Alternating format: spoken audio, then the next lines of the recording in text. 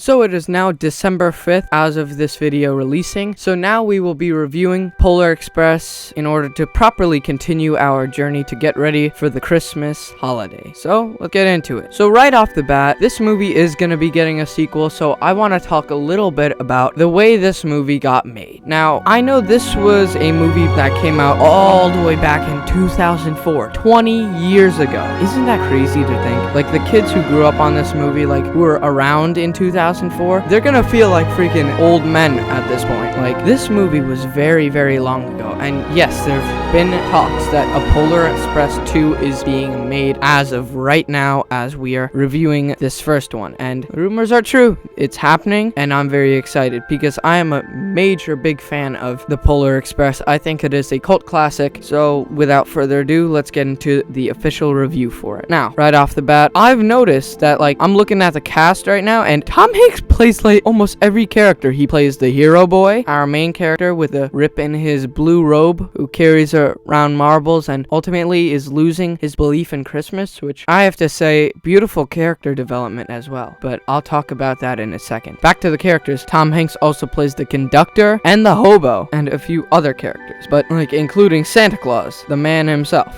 But it was honestly not noticeable really at all until I looked up the cast, because he just blends all these characters perfectly well within their own respective development, you know? The hobo is a character that's built off belief, just like Christmas, because the main purpose of this movie, like the main idea of this movie, is to believe, like the importance of believing, the value of friendship, and the Christmas spirit, you know? And those are just all beautiful messages entirely, not only on their own, but as one. They're one big important message that this movie beautifully delivers. Although the animation is quite creepy and you honestly can't take any of these characters seriously, and some of the line delivery is kind of foolish, like the "are you sure" line. Like, come on, that's so unnecessary. You know, like questioning a kid's judgment even though you're a kid yourself. Like, come on. But that's really the only little nitpick I have, is just some of the line deliveries. But also, like, the way these characters are made is kind of disturbing too. But I just need to talk about my favorite sequence of the movie. Is without a doubt, well, at least one of them. I'll tell you my favorite sequence in a minute, but one of them is definitely the entire hot cocoa sequence. That is just such a creative take on the purpose of hot cocoa, because it's never ever let it cool. And trust me, after seeing this movie,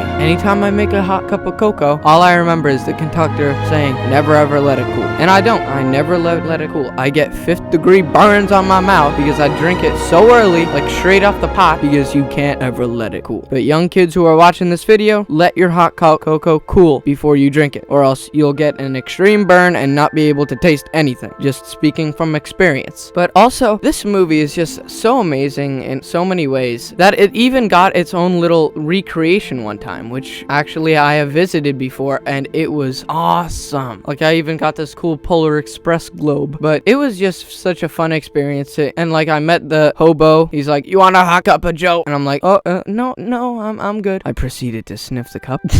That's something I actually did. Some more Mr. Movie lore right there. But this movie is just so magical within the messages behind everything, the purpose of each and every character that defines certain things about the holidays, you know, like the shy kid who really is misunderstood and doesn't feel a part of the group, you know? And we all know that, like, that specific kid. His name is Billy. Now, at first, he almost doesn't even get on the train because his belief is not too strong in the Christmas season. And then he eventually changes his mind. Same way our main character named Hero Boy does. You know, at first he denies, and then he eventually decides, "I'm gonna do this."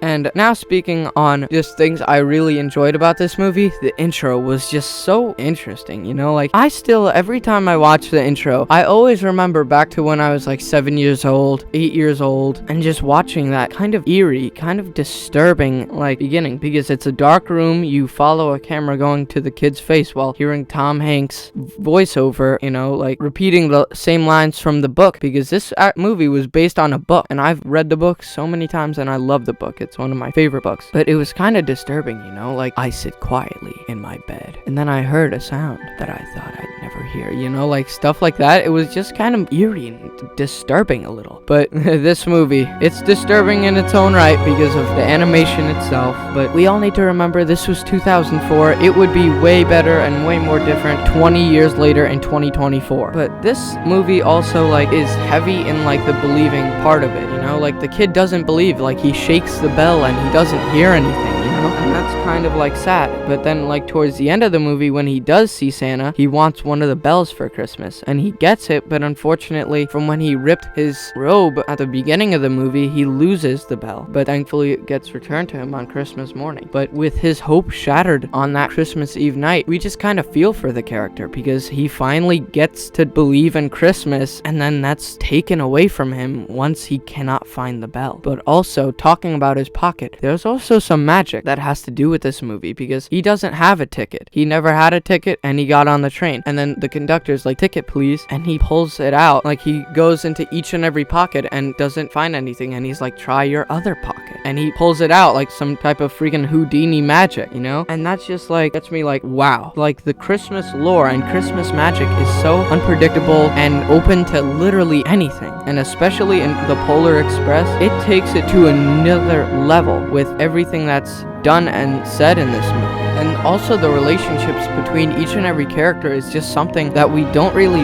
get to experience or something, you know? Like the crazy team up we get in this movie with the trio is well pasted, well written, and well executed. But also, like, when we're at the North Pole and our heroes get split away from the group before we get to see Santa, we have to go through this sequence of them having to trust each other to follow, you know, to follow one another because they're lost and they need to find their way back before they leave without them. And this is like definitely the eeriest part of the movie by far, when like you hear like slow Christmas music, like Santa Claus is coming to town. Like it's slow, it's eerie, it's disturbing, and it's happened more than once in the movie. Like it happens there at the North Pole, and when they get back and Hero Boy cannot hear the bell, then the song plays yet again while all the elves are jumping and he can't see Santa. Which, by the way, Santa is so skinny in this movie. Like what the hell, bro? They changed him to a freaking buff guy. Like not really buff, but he's like a figure, like a skinny figure. Usually when we think of Santa, we think of him as like jolly old Saint Nick, like big belly. But nope, they flattened it, bro. But it's all part of the fun of seeing different movies adaptations of Santa Claus, because there's been millions. Some very realistic to the Santa we know, some not too much. But by far the best part of this movie is definitely the message that it delivers, without a doubt. The characters are very fun to follow. The story is just such a magical ride, and it's just such a beautiful thing to experience. Because when you really think about Christmas, if you're like a young kid, you don't think, oh, believing in Christmas. You don't think, like, you don't believe in thinking of the magic of Christmas. You don't think of the importance of believing. You don't, like, feel the value of friendship that goes with Christmas and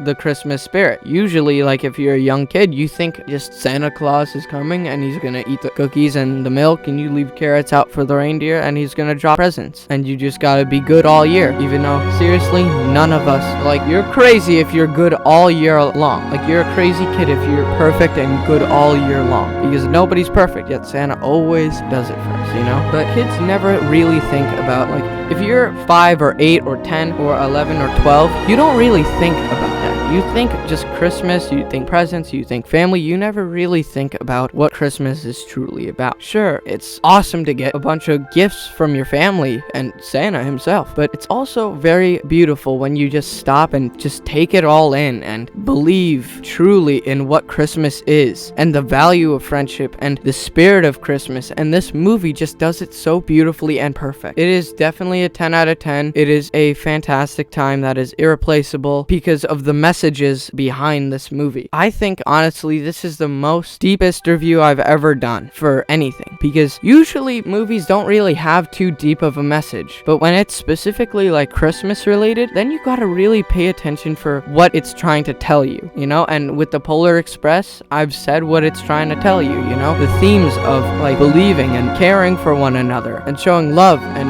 showing caring and being cheerful, you know? And this movie just beautifully does it. It is, in my heart, is and always will be a 10 out of 10, and this will always go down in history as one of the best movies. Christmas movies. to be exact, because just the themes are just irreplaceable. The message is honestly beautiful, and the story is told in such an amazing way. But that's really all I have to say with this review of the Polar Express. Bye, guys.